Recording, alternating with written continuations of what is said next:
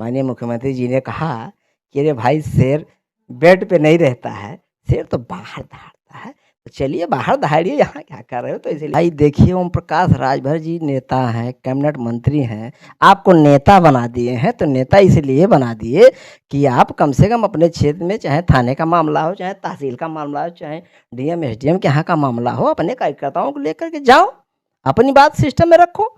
अब अपनी बात सिस्टम में रखोगे तो कौन अधिकारी है आपकी बात नहीं सुनेगा। कि अगर बड़े नेता छोटे नेताओं का कद्र करना जान जाए और कद्र करें, चाहे जो भी दल हो, चाहे जिस भी पार्टी में हो, छोटा नेता ही हम लोगों का सबसे बड़ा भगवान है। नमस्कार, स्वागत है आप सभी का राजभर एक्सप्रेस में। दोस्तों, आज हम गोंडा जिला में हैं और गोंडा में हमारे साथ में सुहेलदेव भारतीय समाज पार्टी के एक ऐसे नेता हैं जो आज किसी परिचय का मोहताज नहीं है और इनका जो पद है मंत्री प्रतिनिधि का पद है। और ओम प्रकाश राजभर जी के शुरुआती दौर से आज तक उनका साथ देते आए हैं और उनकी विचारधारा को सपोर्ट करते आए हैं, मानते आए हैं। तो आइए हम जानते हैं पार्टी जैसे कि गोंडा में किस तरीके से कार्य कर रही है और क्या है यहाँ की वर्तमान स्थिति। सबसे पहले सर स्वागत है आपका। आपका भी जो है स्वागत है। और परिचय के कड़ी में मेरा नाम तुलसीराम राजभर, प्रदेश सचिव, जनपद गोंडा, मंत्री प्रतिनिधि। और रहा सवाल आज जनपद गोंडा के अंदर जो स्थिति है पहले की अपेक्षा ठीक है। और पूरे पूर्वांचल के लास्ट छोर पर जनपद गोंडा देवी पाटन मंडल है।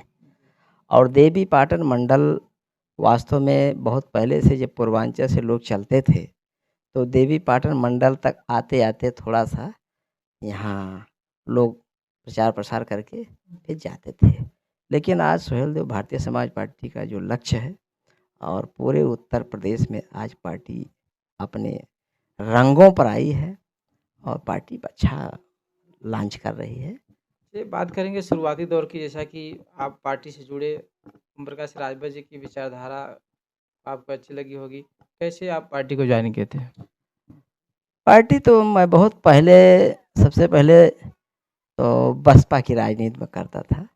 और बसपा की राजनीति में मैं माननीय राम अचल राजभर, माननीय श्री सुखदेव राजभर जी जो स्पीकर थे, इन्हीं लोगों के परिचय और बात व्यवहार से मैं राजनीति करता था।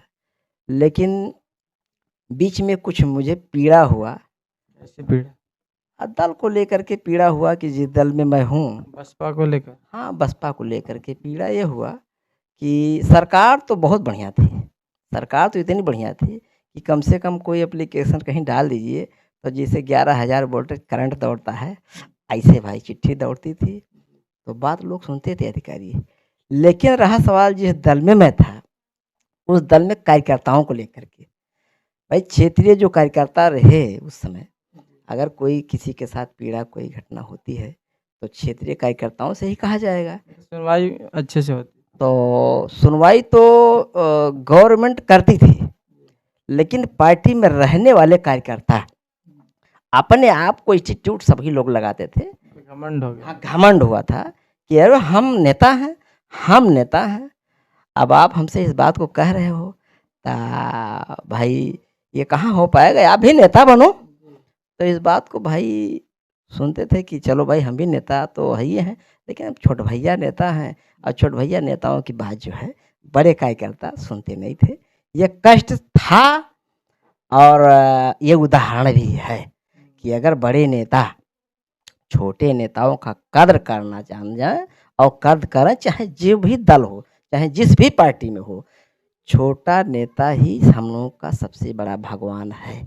इसलिए कि चाहे रैली हो, चाहे कोई कार्यक्रम हो, चाहे कहीं भी हमको भीड़ लानी हो, तो हम छोटे नेताओं को ही अवगत कराते हैं कि भैया इतनी संख्या में आना है लोगों को।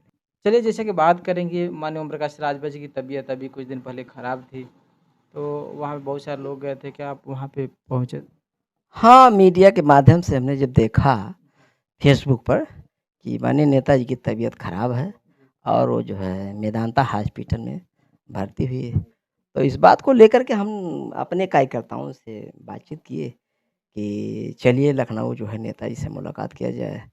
अगर मुलाकात हो पाती है ठीक है, नहीं मुलाकात होती है तो कम से कम हाल चाल तो दाएँ बाएँ हो जाएगा। लेकिन भाई सीरियसली हालत में बहुत हम लोगों को ये नहीं सोचना है कि डायरेक्ट मुलाकात क्यों नहीं हो पाई। लेकिन नहीं, हम लोग लखनऊ गए और लखनऊ गए तो मेदांता हॉस्पिटल में हमने वहाँ की व्यवस्था देखा नेताजी की, कि वास्तव में इतनी व्यवस्था इतनी बढ़िया चुस्त व्यवस्था थी कि वास्तव में डॉक्टर, कंपाउंडर मिनट पे देखा-रेखी लोग क्या करते थे। और दिल में ये बिल्कुल खुशहाली जगी कि हमारे नेताजी हँसते हुए ठीक-ठाक होकर के आएँगे। वास्तव में जैसे माननीय मुख्यमंत्री जी ने कहा कि अरे भाई शेर बेड पे नहीं रहता है, शेर तो बाहर दहाड़ता है। तो चलिए बाहर दहाड़िए, यहाँ क्या कर रहे हो? तो इसलिए भाई हमको भी अच्छा लगा कि हमने देखा तो देखा, नेताजी से मुलाकात किए, साष्टांग प्रणाम किए नेताजी से, क्योंकि नेताजी जी हमारे हृदय के करीब रह करीब रहते हैं। कभी भी हमने कोई बात कही है तो नेताजी कभी इग्नोर नहीं करते हैं। नेताजी में एक क्वालिटी है। चलिए अभी आप जैसे कि आप बता रहे हैं तो इस पे एक बात याद आई है। बहुत सारे लोग बोलते हैं कि ओम प्रकाश राजभर जी की पार्टी में सुनवाई नहीं होती है। इस बात को लेके आप अरे भाई देखिए, ओम प्रकाश राजभर जी नेता हैं, कैबिनेट मंत्री हैं, आपको नेता बना दिए हैं तो नेता इसलिए बना दिए कि आप कम से कम अपने क्षेत्र में, चाहे थाने का मामला हो, चाहे तहसील का मामला हो, चाहे डीएम एसडीएम के यहाँ का मामला हो, अपने कार्यकर्ताओं को लेकर के जाओ, अपनी बात सिस्टम में रखो। अब अपनी बात सिस्टम में रखोगे तो कौन अधिकारी है आपकी बात नहीं सुनेगा। हमारे नेताजी तो यही समझाते रहते हैं कि कम से कम जाओ और जनता की आवाज़ को वहाँ लेकर के कम से कम अधिकारी के सामने रखो ना। जब रखोगे तभी कुछ मनोबल आगे बढ़ेगा। तुम जाबे नहीं करोगे तो कौन करेगा। नेताजी अकेले पूरे उत्तर प्रदेश के मालिक हैं। पंचायती राज विभाग अल्पसंख्यक प्रकोष्ठ देख रहे हैं, कम बात है। अरे नेताजी अपना काम विभाग का कर लें और पार्टी का काम कर लें, इतने बहुत बड़ी बात है। अपने अंदर हाँ, आप 10 काम करते हो, नहीं होता है, नेताजी के बाद मैसेज कर दो। मैसेज पे नहीं ध्यान देते हैं, चले जाओ कार्यालय पर बैठ कर के मिलो, बातचीत करो, हंसो बोलो, बतियाओ। काम होगा क्यों? काम क्यों नहीं होगा? काम तो सीना तान करके होता है। डॉक्टर अरविंद राजभर जी हैं, भैया अरुण राजभर जी हैं, ये लोग तुरंत एक्शन लेते हैं। और नेता ये तो फायर ब्रांड नेता है, ये हैं। एक बार घंटी घुमाने के बाद पता लगता है कि हाँ किसी शेर का टेलीफोन आ रहा है, ये काम अति आवश्यक है, कर देना। अगर नहीं किया जाएगा तो रिमाइंडर में भाई हमारी नपैया हो जाएगी, क्योंकि आदित्यनाथ योगी माननीय मोदी से भी मिला करते हैं। इसलिए मेरी आवाज़ वहाँ तक नाली चली जाएगी तो हमारे शेर की बातों में दम है। चाहे उत्तर पूरे पूर्वांचल नहीं, पूरे प्रदेश की बात मैं करता हूँ, कहीं भी वो रहे तो शीशे की दर्पण की तरह वो चमकते रहते हैं और चमक रहे हैं। आज जो लोग इस बात को कहते हैं कि नेताजी हमारी बात नहीं सुनते हैं, वो नेता वही जो सिर्फ अपने स्वार्थ के लिए खाली आया हो, अपनी स्वार्थ की बात करता हो, जिसके अंदर कुछ काबिलियत ना हो, जिसके अंदर कोई काबिलियत, अब अपनी स्वार्थ की बात बार बार करता हो। मुझे टिकट चाहिए, मुझे यहाँ से लड़ा दीजिए, मुझे पैसा दीजिए, मुझे खर्चा दीजिए, मुझे ये नहीं व्यवस्था, वो नहीं व्यवस्था। ये तो उत्तर प्रदेश में हर कार्यकर्ताओं के पास समस्याएं हैं। लेकिन किसी दल में आप इस बात को जानते हो कि किसी दल में ऐसी व्यवस्था नहीं है कि कार्यकर्ताओं को पैसा दे करके चलाया जाए। आप इस बात को नज़रिया देखो, चाहे बसपा की सरकार हो, चाहे भाजपा की सरकार हो, चाहे समाजवादी की पार्टी की सरकार हो, जो राजनीति करते हो अपने पास से लगा के राजनीति करते हैं, अपनी राजनीति को चमकाते हैं। और राजनीति में आप क्षेत्र में चमकोगे, बीडीसी लड़ना है आप अपना क्षेत्र बनाओगे, जिला पंचायत लड़ना है आप अपना क्षेत्र बनाओगे, बाकायदे से जो है जनता के बीच में आप उनके निगाह में बसे रहोगे। अब सारी चीज़ मंत्री जी आपको नेता भी बना देंगे, नेताजी आपको खर्चा भी देंगे, और नेताजी आपको कहेंगे कि जाओ टहलो, घूमो और घूम करके फिर आओ। अरे दौड़ करके वही ऑफिस मत रखाओ, ऑफिस रखाने से काम नहीं चलेगा। अगर नेतागिरी करना है तो क्षेत्र में चलो, छोटे छोटे कार्यक्रमों को करो। कार्यक्रम करोगे, वहाँ लोगों के सुख और दुख में आप शामिल हो जाओगे, और उस सुख दुख में शामिल होंगे, निश्चित है वो कार्यकर्ता आपके साथ जुड़ा रहेगा, कंधों में कंधा मिला करके चलेगा। अभी मैसेज डाल दें कि माननीय नेताजी का कार्यक्रम अभी 17 तारीख को होने वाला है लखनऊ में। अब कार्यक्रम को देखे तो बड़ी अपार खुशी हुई। हमने मैसेज डाला कि भाई नेताजी का कार्यक्रम, नेताजी अपने इस अस्वस्थ होने के कारण से बीच में नहीं कुछ कर पाए। मैं तो बधाई देता हूँ आदरणीय श्री ओम प्रकाश राजभर जी को, जो हमारे गुरुजी हैं।